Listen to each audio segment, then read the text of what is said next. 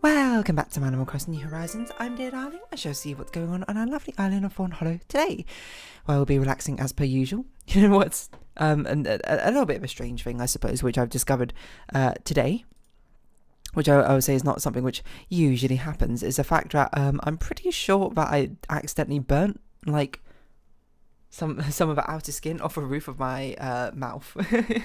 Not yesterday, but the day before yesterday on Sunday. And you might be like, how did that happen? And the answer is takoyaki. And if you've had a takoyaki before, maybe you can guess. But anyway, hello, good evening everyone. Right now on Fawnhollow, it's 7:31 p.m. on Monday, July 17th, 2023. Wow, almost the end of July. That's actually crazy. Yeah, so what I was going to say was basically that I talked about it yesterday. I think that we went to like a Japanese like art exhibit thing. It was pretty cool, but I didn't talk about the fact that beforehand we had some food. I don't know what, and if you're just chilling here for Apollo, but sure.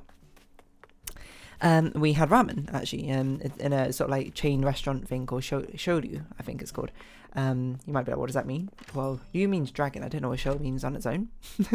I don't know if it's necessarily that's the right dragon we use. I'm not sure what kanji we end up using, but whatever. Anyway, one of the things you can actually order there as a starter is takoyaki. If you don't know what takoyaki is, it's basically like, it's not fried, but like, I don't know if it's grilled really either, but it's octopus balls, I suppose. It's like a batter, which is made in a spherical batter with inside there's like a piece of octopus and there's some vegetables. I don't know what vegetables, to be perfectly honest, and it's cooked into a spherical shape. I mean, you top it with like bonito flakes and like Japanese mayonnaise or something. It's a street food from Osaka in Japan, and it's probably one of my favorite, probably my favorite street food in Japan. I love takoyaki. It's delicious. I find it. So a lot of times, you know, I don't really go out to Japanese restaurants all often, but if I do, I would eat it. I didn't mean to visit someone as an accident. But I do remember eating it in Osaka. I remember we went to a restaurant. I don't remember which restaurant it is, but I think it was a reasonably famous one. And they had like very normal takoyaki. They had like cheese takoyakis or whatever as well. Anyway, basically, ordered takoyaki as a starter on Sunday. And then, you know, it came like a starter normally does. And it's been a while since I had takoyaki, so I forget how insanely hot they can get, like, inside, because of the way they're cooked, like, the batter's still kind of, like, soft inside, but it's also, like, boiling batter, basically. not literally boiling, I don't think, but it's like the outside is deceptively, like, cool, because the outside is, like, it's, like, the crisped up part, which is actually, like, touched the iron grill, which, you use to actually cook the takoyaki in the first place. It's just, the outside is, the inside just absolutely, like, melts, like, everything, if you're not careful. When we went to the island yesterday, I wonder if we actually got the recipe or not, because we didn't have a recipe in our inventory, so I hope there's a Starbait worker. We need to actually get rid of these notifications. When have they... Has that got rid of them? That has got rid of them. Wunderbar. No, what was I going to say? Yeah, but they get insanely hot on the inside if they're like fresh off a press or whatever, and these ones were, which I guess is a good sign because that means the restaurant were very much cooking them fresh at least. And it just burned. Like, I put it in my mouth, I bit down, and I went, you know, when you know that feeling whenever you have hot food in your mouth and you're just sort of like sitting there with like your mouth like kind of open, just like trying to slowly bite it, but it's way too hot for you to like bite for very long, and you're just like, oh, or whatever. Well, that's basically what I was doing that entire time I had the takoyaki, and I was like, it's so hot. And, you know, and I guess at one of the points I probably tried to just sort of power through, be like, all right, bite down and then eat it properly so then you can actually move on or something. So I did that, and I guess what ended up happening is I, like, burnt, like, maybe like the outer skin layer of the top left of the roof of my mouth, which is wild because, I was thinking yesterday, like, when I was, like, flossing my teeth, I was, like, brushing my teeth. I floss every single day, and I brush my teeth twice a day. You know, I like to say I take pretty good care of my dental hygiene. And then, you know, it's a very rare situation if you do that, if you do floss and that sort of thing, for you to get blood. when you floss, because normally that's something which is caused by gingivitis, which is, you know, like an infection, or like a mild infection of like of the gums, or like between the tooth and the gums, or something like that. And inflammation, that's a word. That's what causes tenderness. That's what causes the tenderness, and why if you go to a dentist and you just like end up with like a mouthful of blood is because probably you need to floss. And I would recommend, if you don't floss, please do start flossing. Flossing is just, teeth are one of the things you definitely want to take care of, along with like eyes and your back and your spine, I suppose, in general. Yeah, but so I like, it was weird when I was flossing last night and I was just like, there's blood. I was like, what happened? It's like, and you know, I felt my tongue up to like the roof of my mouth near this part, and I was like, oh, my gums feel like very tender. What on earth happened? Well, it turns out it wasn't really my gums feeling tender, as it was so much that the roof of my mouth immediately above the gum was pretty tender, mainly because it was bleeding, kind of. It wasn't like straight up bleeding or anything, but when irritated, I guess it was bleeding, is probably what I should say. Which is wild, you know. It's not certainly something which like happens particularly often, and it was weird. Because I was like, when I brushed my teeth this morning, and you know, more blood, and I was like, this is weird. I started like feeling around with the inside of my mouth, and I was like, oh, it feels like there's a cut here or something. I was like, oh, I must have like cut myself somehow. When I don't know, when I did whatever yesterday, but I just like opened my mouth and I looked in the mirror, and there was just like a giant red patch. No, okay, not giant. Let's be real. It's probably like a few centimeters wide by a couple more few centimeters like wide, sort of like, not scab, say, but like irritation on the roof of my mouth. And I was like, whoa, it's like bright red. I was like, that probably explains everything, is how I describe it. So long and short of basically, I suppose my conclusion for you is to don't eat takoyaki when they're fresh off the presses. Like, as delicious as takoyaki is, it hurts, it burns. But to be fair, that's definitely not alone in the foods which absolutely burn when you put them in your mouth. It's the sort of foods which you regret eating immediately, not because they taste bad, but because they retain heat just so well that they end up burning the roof of your mouth specifically. Because, I don't know, I guess it's because, you know, if you like put something hot on your tongue or whatever, your tongue is like pretty near the forefront or whatever, first things to touch food, and it's very sensitive. So as soon as it's a bit too hot, you immediately probably like take it out your mouth and you go, oh, that's too hot. But the roof of the mouth, I imagine there's not many, or not nearly as many nerves up there or anything, so it takes a little bit of time, and by time I mean probably still within milliseconds for you to realise that, yeah, I'm burning the roof of my mouth like this. I got to be a bit careful. But I mean, the one I always think about is cheese as well. Like, cheese just retains heat, or so some cheese. But I know there's a whole wide spectrum of cheeses, but some of them retain heat so well. Like, if you've ever had a freshly cooked pizza, or like a pizza that's straight out of the oven or whatever, bite down on it, all that cheese full of that oil straight to the roof of your mouth, burn the roof of your mouth, just like absolutely on fire sort of deal, which is not exactly something I would recommend to anyone, but if you do it, and if you've done it before, then you know exactly what I suppose I'm talking about. I think soup's another one. You know, you have like a mouthful of soup, but it's also like, so soup is, I guess, because soup cools down pretty quickly, but that's one which I suppose burns your tongue more, because it kind of like sits and envelops your tongue, and you're just like, oh, it's so hot, but what do I do? Oh, you know what, porridge. Like, I used to have porridge back in university times. It wasn't like particularly fancy porridge or anything. It was just like the Quakers oats or whatever. It's like those small packets which you buy where, you know, they come in like these little paper bags. You rip open the paper bag, you pour your wait, what? We didn't have a recipe?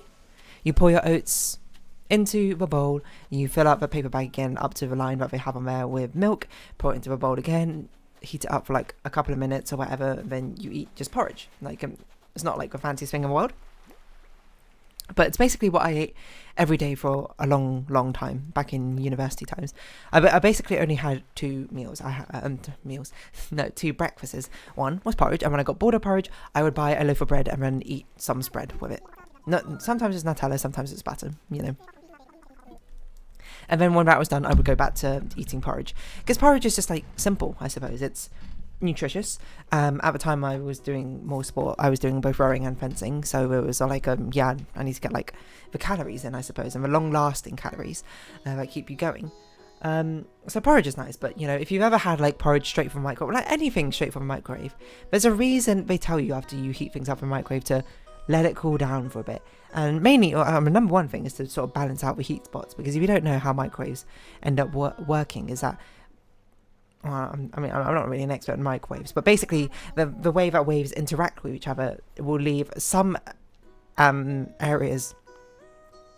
pockets of the food where the moisture gets like really heated up because the waves amplitude essentially adds together, while in other areas it, you know, they miss it or it gets cancelled out or something. I don't really remember. Basically, microwaves don't heat up food particularly evenly. I mean, that's part of the reason it rotates in there as well, to try and do it evenly, but even then it's still, you know, particularly difficult, I'd imagine. So, I mean, there's a reason that they tell you to let things cool down, I suppose, after a microwave, and it's not to make things cold necessarily, but are you serious? I swear I just heard another shooting star. But it's to allow like the heat to dissipate through the thing properly, so you have the hot spots and the cold spots now become hot and cold spots rather than warm spots, like altogether, rather than, you know, hot and cold spots, which is not exactly what most people want, I would say. Alright, just immediately gone, I suppose. Most people probably want like a warm object rather than burning in one mouthful and freezing in the other. But you know, you might be different. Maybe you like to do the equilibrium, the temperature equalizing in your mouth, in which case, okay. But yeah, what was I going to say? Oh, we should buy some flowers, because it's like, oh, hello, scorpion. It's actually a ×5 mission. I was like, what's a word? Let me have some water as well. It's a good thing also I only drink water rather than anything like particularly acidic, which would irritate the soul more, I think. Like 90% of what I drink is cold water. The other like 2% of it is probably milk, but then maybe like 5% is like some alcoholic drink or some sort, like maybe like I was gonna say wind. What's wrong with me? Maybe like wine or something, and then, you know, what does that leave me? 3%. 3% is, I don't know, more water. Doesn't make any sense. Tea. Let's say tea. I haven't actually drunk tea for a while now, to be honest. Yeah, it's actually been a very long time since I last drunk tea, and I haven't really thought about that. I do like tea though. Tea is another one. Burns your mouth, you know, because I mean you steep it with boiling water is kind of a point. You know, that's how you get, I suppose, a flavour out of it. I don't actually know if that's true necessarily, but that's kind of seemed to know. But yeah, I mean, that's another one which, you know, I certainly burnt the roof of my mouth like trying to drink tea at some point. I actually genuinely think I burned the entirety of the roof of my mouth at one point, like drinking tea. I don't remember why. I must have been drinking in a hurry or something. And maybe it wasn't tea, maybe it was some hot beverage or whatever, but I remember, you know, the roof of my mouth feeling incredibly uncomfortable. And I, you know, like opened my mouth, like, or maybe like I took a picture of it inside of my mouth to be like, what's going on, and like the entire top roof of my mouth was like red. Not like, I mean, normally it's like kind of a pinkish red, that's just kind of like flesh colour, I suppose, but it was like genuinely very red, like bright red, and I was like, ooh, you know, that's probably not good.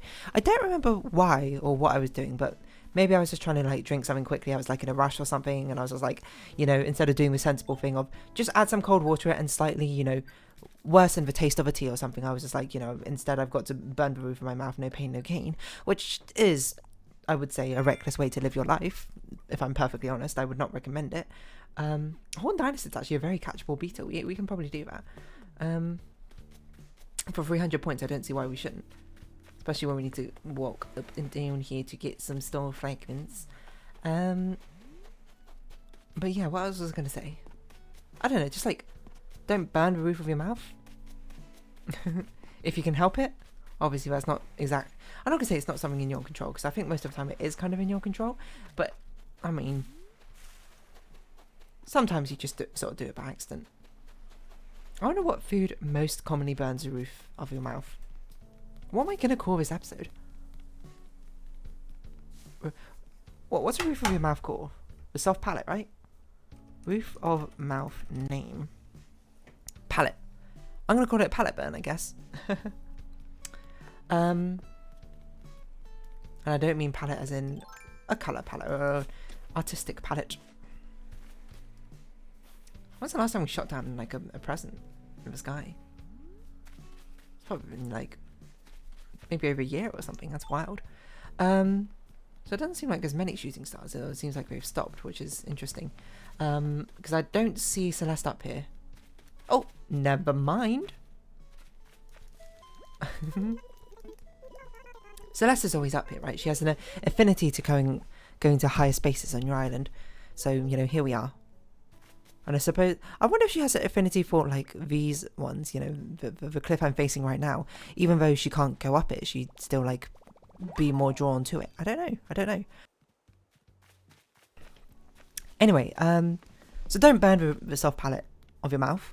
I guess if there's any part of your mouth to burn, it's probably one of the better ones to burn. Mainly because you don't end up, it's not like the least affected part of your mouth, probably. I don't know what would be the least affected part of your mouth. Maybe like,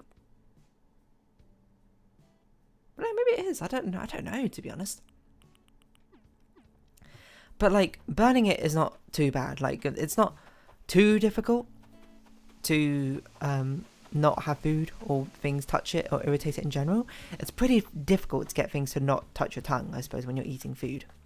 And I have burnt my tongue before, I suppose, by like drinking. Again, it's tea. It's just anything which is a hot liquid, I suppose, or liquidy-esque thing. You know, cheese, when it's hot, melts. It's a liquid.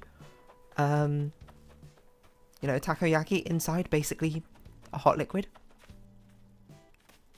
I don't think I've seen anyone use that space heater before. You know, these sorts of dealios are things which you need to just be careful around, hot liquids.